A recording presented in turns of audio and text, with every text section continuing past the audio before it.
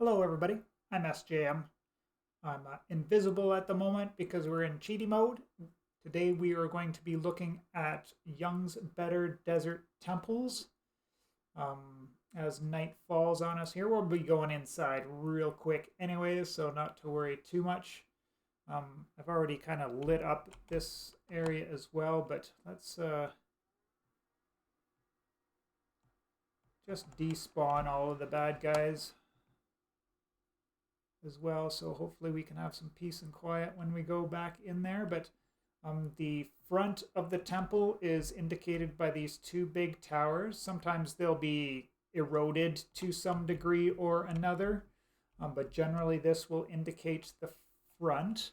And as well, in this case here, the front is buried. And this is generally a really bad thing because if we were in survival mode,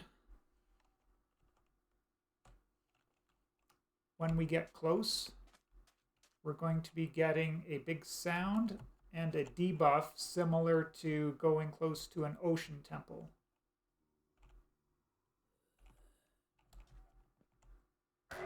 There we go. I knew it would trigger at some point.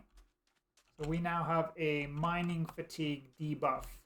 So it's going to be real hard unless you know exactly where you are or you've got a good reach and a good vein mine in the modded pack that you're playing. It'll be really hard to get into the structure when it is buried like that without spending a whole bunch of time just hammering away trying to break a block while you have the mining fatigue. But this is a demonstration video, so we're just going to go spectator mode and pop on in here. So the entrance is basically like this. It's got a little bit of some crimson wood as well, and I think there's the sandstone sort of eave coming into it as well. Once you come into it, you're going to have a 2 floors of the main area here. And there's going to be these little sarcophagi around, which have mob spawners for husks. Mobs generally won't spawn in here, except for from these monster spawners, both here and in the maze below. But you generally don't have to worry about mobs in darkness, just the spawners, which is why I lit up the area, as indicated by all the lanterns I spammed around here, as well as the... there are some candles which provide some light, but not a lot. Generally doesn't stop much of the mob spawning. And these sarcophagi are randomly distributed throughout each temple, so you're not going to find the same sarcophaguses in the same areas all around. These stairways up to the second floor will be in the same positions from temple to temple, as far as I know. I haven't mapped it out perfectly in my head, but generally they seem to be kind of in the 4 corners. Oops, we don't want to look at the guts of the puzzles just yet. We will take a look down there later. Oh, look, all these guys didn't despawn. So maybe we'll have to contend with some heavy breathing at some point, but that's fine. So on the first and second floor, you'll find a random amount of sarcophagi and having to deal with those. So as you're looting one of these temples, you're definitely going to want to bring the best gear that you can have, a shield, a stack of blocks that you can use, and that'll come into play a little bit later. A bucket of water so that you can get down to the lower level and back up easily.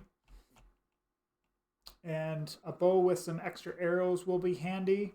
As you'll see, there are bow puzzles, but they do provide the bow and arrows for you. But if you just want to have extras, or if you're used to the way your modded bow shoots, then that might be a better thing to bring it for. But as you come in, after you do all of that, you're going to be presented with this area here. There's going to be 3 puzzles, and there are 6 total different puzzles. Puzzle types, I guess I should say. And this banner puzzle here has 3 different variations that I've found so far in the dozen or so temples that I've been in this world. So maybe other modded packs might change the way they work a little bit. I'm not 100% on it, but from what I found in the pack that I'm playing, which is Desertopolis, this is what I've found so far. So just to take a look, this is the area where we'll go down eventually. So once we've solved the 3 puzzles or riddles, then we'll gain access down there, because we can see there's some pistons here sticky pistons that'll pull these blocks back and give us access to go down to the bottom area here eventually. There's also some TNT here, which I've never actually triggered, but maybe that triggers when you try and break the blocks before you've actually completed the puzzle.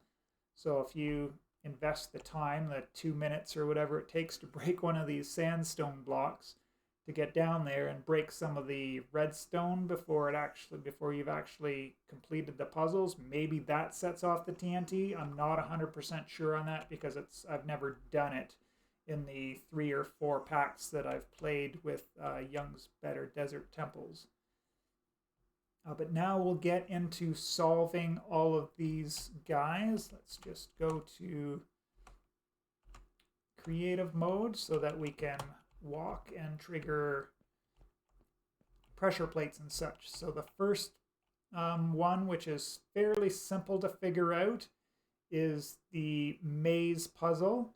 Now just be aware, this one is a little bit tricky in the fact that if you're looking at this, and you can probably figure out you need to walk on these pressure plates in a certain order, and obviously we would start from here and just go up and around this way, but notice we cannot go just this way here. We do have to do this full loop and back, because I believe we have to trigger all of the necessary pressure plates in order to win this this puzzle, or to complete this puzzle. We'll also notice that there is tripwire hooks and a string across here. So if you try to disable this one by breaking the string, it will fall down onto the pressure plates, and then you'll release the traps that you have behind these trapdoors. I think they're just splash potions of either weakness or slowness, nothing too crazy. But before you get going, it might be a good idea just to break off those tripwire hooks so you don't set off those traps. Obviously, you could also break the redstone torches there. Actually, no, if you break off the redstone torches, that will trigger the traps, right? Because you won't be getting the signal going up to that one there. So we'll just go on to this guy here. Crouching and going across these guys is suggested just so you can control your movements. But we go up 3, over 2, and I've already triggered them because I kind of probably stepped on that one. Back 2, over 2, forward 2, over 2, back this way, there, back to here, this one, and then finally that one. And once we have completed the puzzle, we will know, because the campfire in front of the particular puzzle will light up. So we'll go over and we'll do one of the harder riddles to figure out, for me anyways, is this one. It makes sense when you come back to it, but originally I could not figure it out, because we've got this 4 goes to 3, 3 goes to 1, 2 goes to 4, and 1 goes to 4. And if we look at these swords, they each have names: 1, 4, 3, 2, and 1, right? So I thought maybe you have to take out a sword and put it into a particular item frame for this to work, but that really doesn't make sense either, because we've got 2 going into 4 and 1 going into 4. So we can't put 2 items into 1. But what this does tell us is that we need number 4 to point at number 3. Number 3 needs to point at number 1. Number 2 needs to point at number 4. And number 1 needs to point at number 4. So let's do the first one. So 4 needs to point to 3. So this is 4, this is 3. So if we just right-click that once, now 4 is pointing at 3. 3 needs to point at 1. So this is 1 here, so 3 needs to point that direction. 2 to 4 and 1 to 4. So 2 to 4 and 1 to 4. And once we've done that, we hit this button. Oh, I didn't do it right, and it released our friends up here. Oh, I can't hang a lantern up there, but yeah, there's a little trap there that triggers, so that if you get it wrong, then I wasn't expecting to get that one wrong. So 4 goes to 3. 3 goes to 1. I think maybe in this puzzle I moved the swords around trying to figure it out. That's a possibility. 2 looks at 4.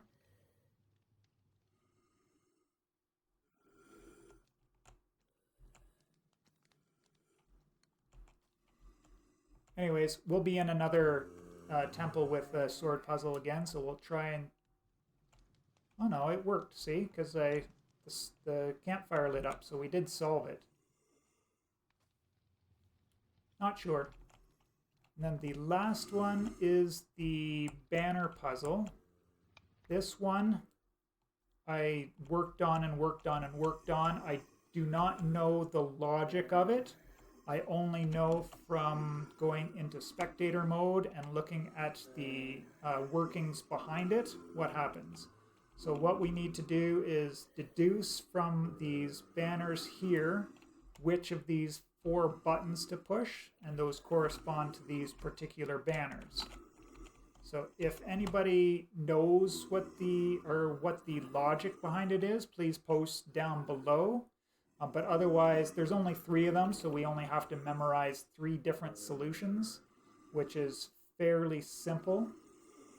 This one, we've got like these banners here with the yellow foreground and the black backgrounds. There's 2 variations on it, and it just depends on what the banners are on the outside that determines which button you have to push. But this one here with this banner there is the solution, and the only way I can explain to you is because I'm looking at it back here and the way the redstone works. So if we push this button here, which is the solution, we can see this redstone comes down and goes down and to the to where the where the machine is that opens up the thing, whereas the wrong buttons all go, so this one here comes down and goes across, same with this one goes across, and these all go up to these all lead up to this one here, which goes up to here, which triggers that same kind of trap that we had at the sword problem. So we've got these signs holding up this sand, and then if you get it wrong, it will trigger this piston, which will break the signs, which will drop down a bunch of friends and some sand if you actually happen to be standing here. For this one, you'll be standing over here when you push the button anyways, but that doesn't matter. We'll just pop back to creative here. So if I hit this button, we'll see we get the solution. The campfire lights up, and we do not get ambushed by a bunch of friends, whereas if we hit the wrong button, bang, we get a bunch of friends. Now you don't have to memorize the answer here. You can just randomly push all of the buttons, deal with the friends, and you'll hit the right one eventually, right? And get the solution. And then that opens up the way to go down, to go to the next areas, which I'm going to do in a live demonstration after, but for now, we're going to head over to another temple and take a look at more puzzles. All right, welcome back. So let's reattempt this puzzle. So 1 goes to 4.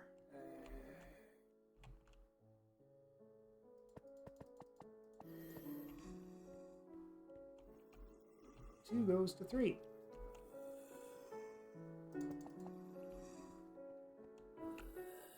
4 points to 1.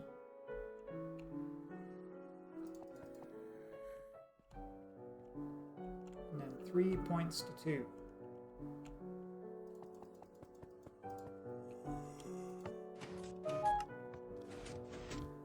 There, and we didn't get ambushed that time. The next puzzle type, this one is a lights out puzzle. We have to turn all of the redstone lamps off. Stepping on the pressure plates will toggle the lights on there. So if I step on this one here, this one, and this one, these 3 will toggle. Like so. Stepping on one of the ones on the ends will do just the 2 on the end.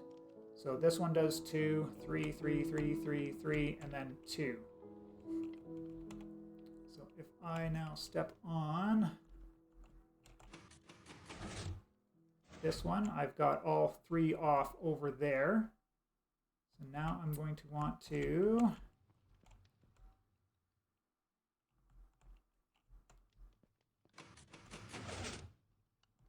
turn off those 3. And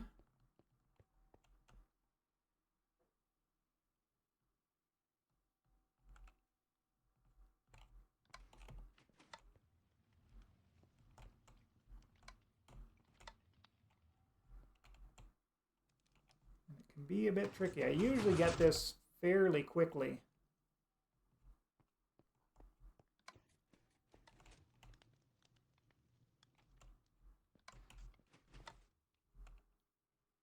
Obviously not today.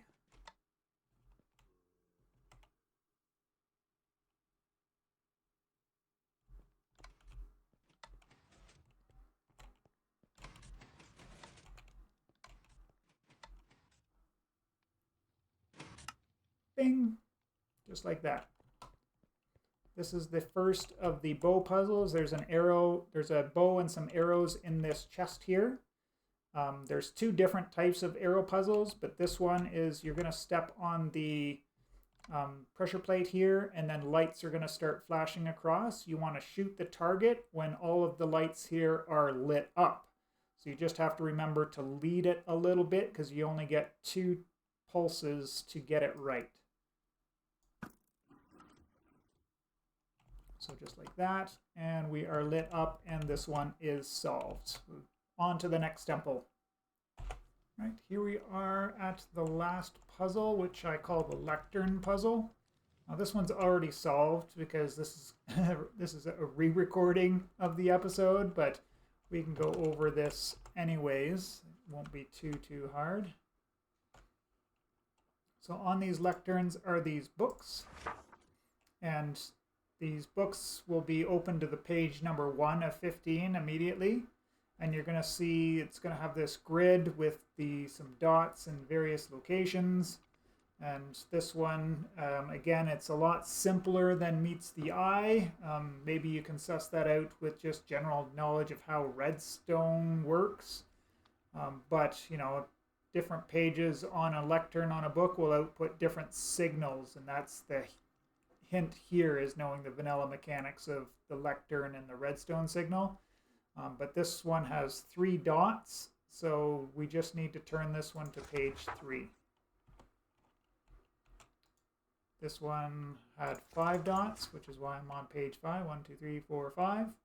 So this one just needs to be on page 5. And once you do that, it will complete the maze for you. And then you can go down into the base of it there. So that's the end of the... actually, we've got the different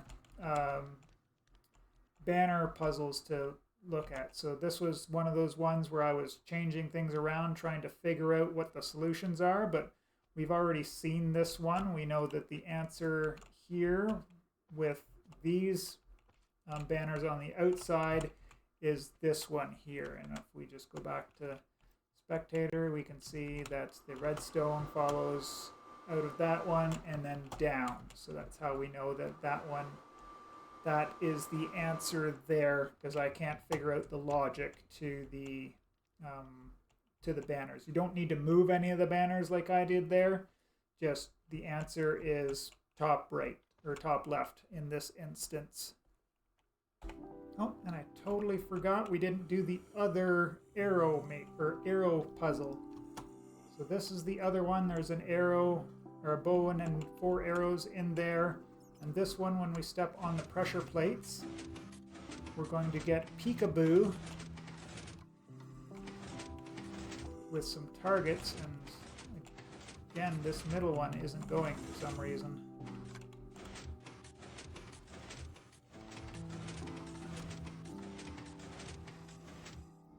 All right. Well, we'll just pretend that this one is popping up and down like crazy like the other two. Basically, you just have to get all 3 lit up, and as long as you stay on the pressure plates, then it doesn't matter. So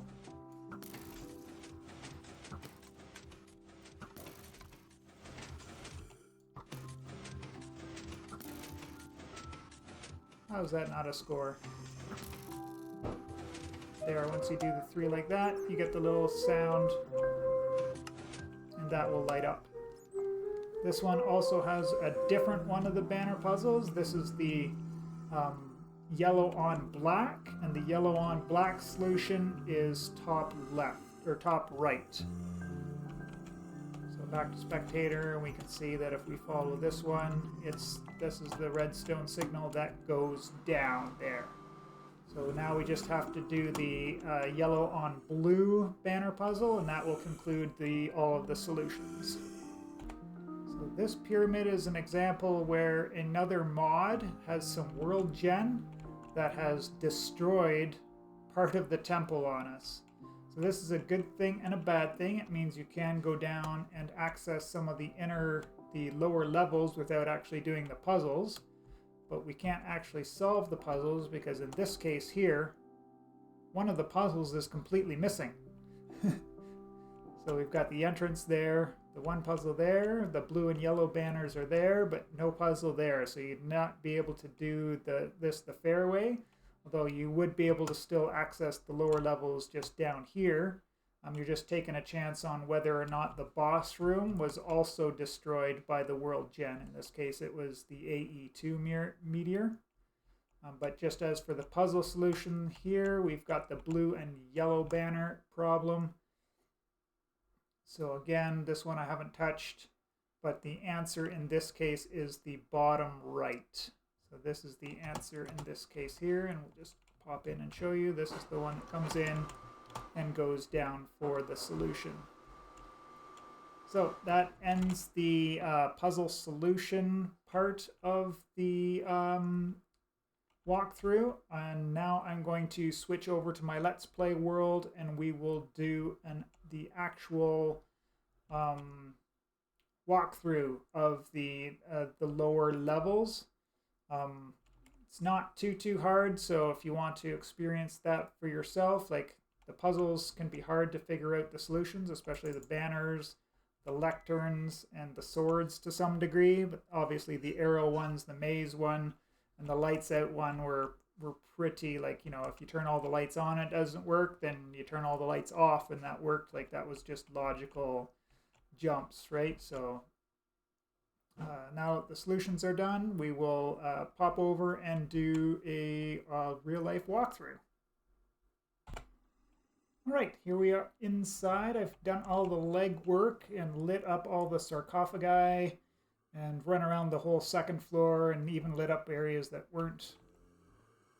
didn't have sarcophagi around them. But let's get to solving these riddles. So this is this one here. Easy peasy. We don't drop down our friends that are waiting for us up there. This is the sword one. Hopefully we don't knock this down, because that's going to be a nightmare if we do. But 3 to 1 and 1 to 4.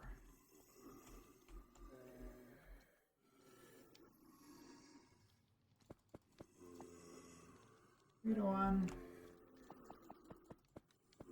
1 to 4.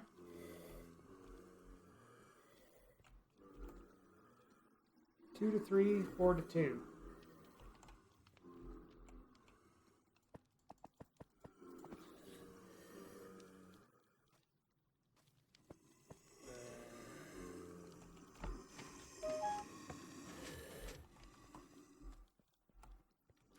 The next one is the light up all of the arrows. It gives us 2 shots. Shouldn't be too bad though. We know how to time it.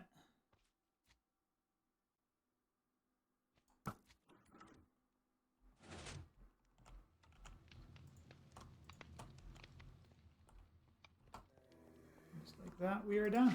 I put my water down there so I can swim up and then shoot straight out if I need to in an emergency. Second floor, we still have the mining fatigue debuff until we defeat the boss room. But once we do, then we've got lots of lovely stuff down here, like blocks of raw gold. There's some wool there if we need, iron bars, stuff and things. Then we come down this hallway. This is the exit door. If you really want, you can just grin and bear it and dig through these with the mining fatigue. The 2 blocks altogether is going to take you between 3.5 and 4.5 minutes, depending on your the quality of your tool. So a stone tool might be closer to the 4.5 minutes, whereas the iron pick was probably closer to the 3.5. But other than that, we can start going this way, and then this gets real short, but just crouch, and we can get through that pretty simply there. There's tons of nice little loot areas around here. This will vary depending on your pack, what's in these, but for Desertopolis here, the important stuff, I'll grab some bones. And I can always come back and grab more stuff later, but I'm just going to be careful on how much I clog up my inventory, right? Teleport attackers away. Interesting. String. String is a big one, but we'll be able to get tons of string after we finish the maze, right? So this is the parkour sections. So here we're going to jump from here to that fence, then behind there to that fence, and then it's a tricky jump, which you really have to maximize your timing to get from there to there. But unless your pack has some effect that stops you from putting blocks down, no need to do any parkour at all. Same with this one here.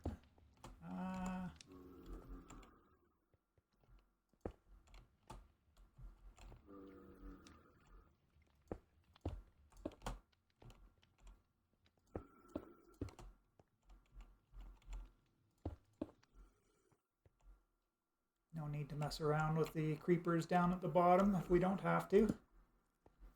Again, just some more stuff and things, which I will worry about after we've completed the puzzle, or completed the maze down here.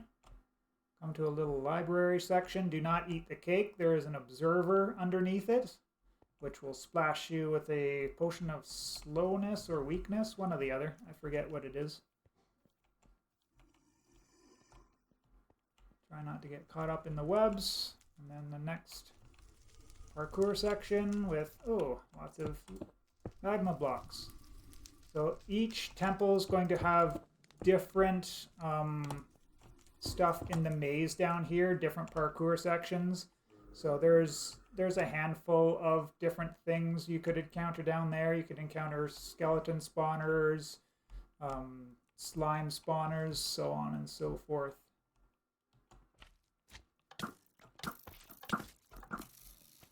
And I totally forgot about this.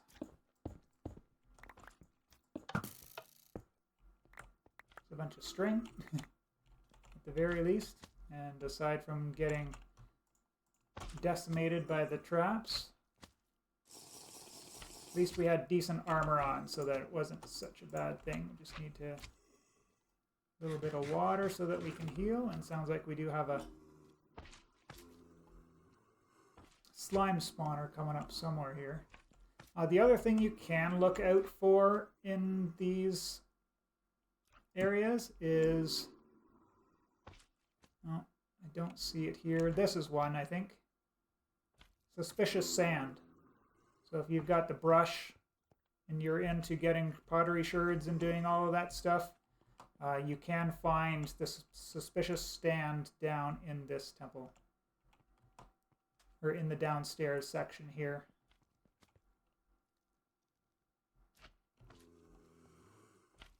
I made a wrong turn somewhere.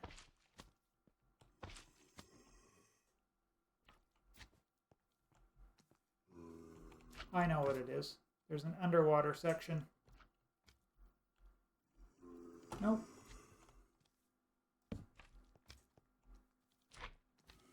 We got just more gold and such over there.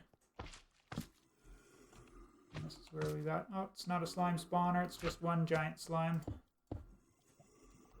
And the basic parkour, if you wanted to do it. This one looks a little bit tricky with the chain on the fence posts, but not too bad, really, in the grand scheme of things. And then when we come up to the boss room, we want to try to get in there as fast as possible. If we can get it lit up on the inside. Oh, there's suspicious sand. That's suspicious sand for sure. Because if we get it lit up in there, there's 2 spawners. And that can be real trouble.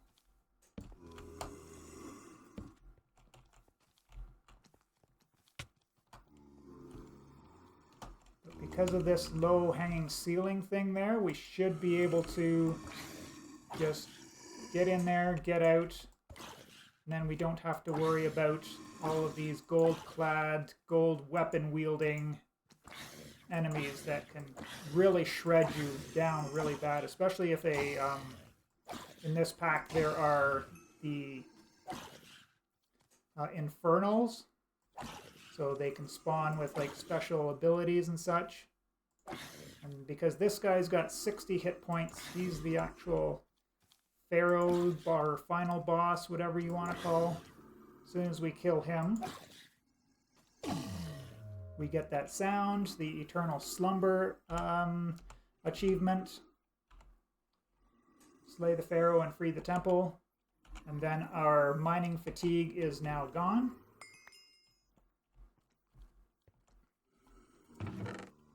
Got a couple of chests with, ooh, 2 resource generators is huge, actually.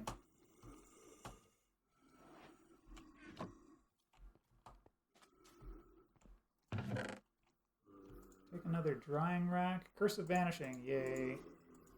Ooh, a gapple. And then for this pack here, the 3 blocks of gold is pretty big. We will take that for sure. It's just free real estate, essentially. And I'm going to put one back here. There is the grand prize chest. Depending on your pack, this will have some of the premium rewards in it. But in this pack, you are guaranteed a garbage sword. I mean, it does have looting 3, but it's probably only going to kill about 4 things before you break it. And then a temp pad, which is pretty huge, actually. This will allow us to teleport anywhere we need to around the world. And then I will skip the rest of the looting for later. We'll do that off camera and show the people who are following the Let's Play afterwards. But when we come out, don't push this button or open this chest. You'll get splashed with a potion out of there. That's a trap. Ah, one more regular husk happened to spawn over here on this side. And through the last little duck section here.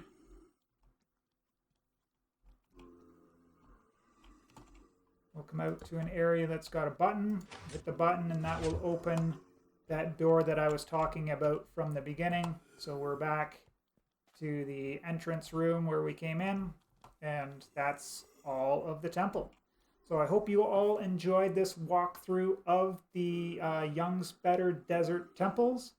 And for those of you who are following the Let's Play, we will see you in the next episode. And for all those who are just tuning in for the solutions to the puzzles, you probably should have tuned out there at the 30-minute mark or the 20-minute mark and skipped these last 12 minutes or so. But if you followed along the bottom section, there's nothing really special down here.